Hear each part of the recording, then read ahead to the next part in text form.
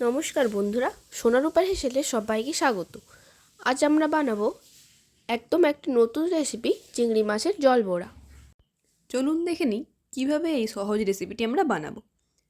প্রথমে আমরা কারিটা বানিয়ে নেব। তার জন্য প্রথমে কড়াই গরম করে ওর মধ্যে দিয়ে দিলাম বেটে রাখা একটা পেঁয়াজ। পেঁয়াজটা একটু ভালো করে ভাজা করে নেব। পেঁয়াজ ভাজা হলে ওর মধ্যে দিয়ে দেব আদা রসুন বাটা। পেঁয়াজ আর আদা রসুন আবার ভালো করে আমরা ভাজা করে নেব। পেঁয়াজ আদা রসুন ভালো করে ভাজা হলে ওর মধ্যে দিয়ে দেব টমেটো বাটা।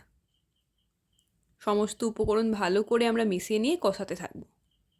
একটু যখন কষানো হয়ে যাবে ওর মধ্যে দিয়ে দেবো পরিমাণ মতো লবণ, হলুদ গুঁড়ো, ধনে গুঁড়ো, জিরে গুঁড়ো আর লাল লঙ্কার গুঁড়ো। সমস্ত মশলা ভালো করে আমরা মিশিয়ে নিয়ে কষাতে থাকব। মশলা কষানো হয়ে গেলে মশলাটি এরকম কড়াই থেকে ছেড়ে ছেড়ে আসবে আর তেল বের হবে। যখন তেল বের হয়ে আসবে ওর মধ্যে দিয়ে দেব বেটে রাখা কাজু বাদাম। আবার ভালো করে কষিয়ে নিয়ে ওর মধ্যে অল্প পরিমাণে একটু জল দেব। যখন মশলা থেকে এরকম তেল ছেড়ে আসবে তখন দিয়ে দেব পরিমাণ মতো জল। এবার এটি ভালো করে ফুটতে দেব। যতক্ষণ ফুটছে ততক্ষণ আমরা বড়া বানানোর জন্য চিংড়ি মাছটা রেডি করে নেব। এর জন্য নিয়েছি চিংড়ি মাছ বাটা।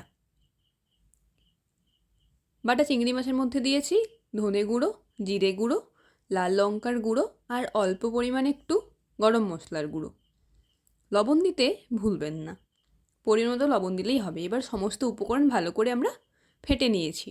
বেশিক্ষণ কিন্তু ফাটানো যাবে না, তবে বড়াগুলো ফেটে যাওয়ার চান্স থাকে।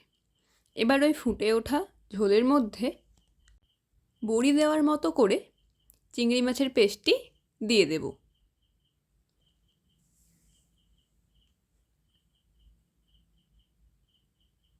বড়াগুলো কিন্তু ফুলে উঠবে। দেখুন বড়াগুলো কীরকম ফুলে উঠেছে। সমস্ত বড়া দেওয়া হয়ে গেলে 5 মিনিট মিডিয়াম আঁচে আমরা ফুটিয়ে নেব। খুব বেশি কিন্তু ফোটানোর দরকার নেই। বেশি ফোটানোর ফলে বড়াগুলো ফেটে যাওয়ার ভয় থাকে।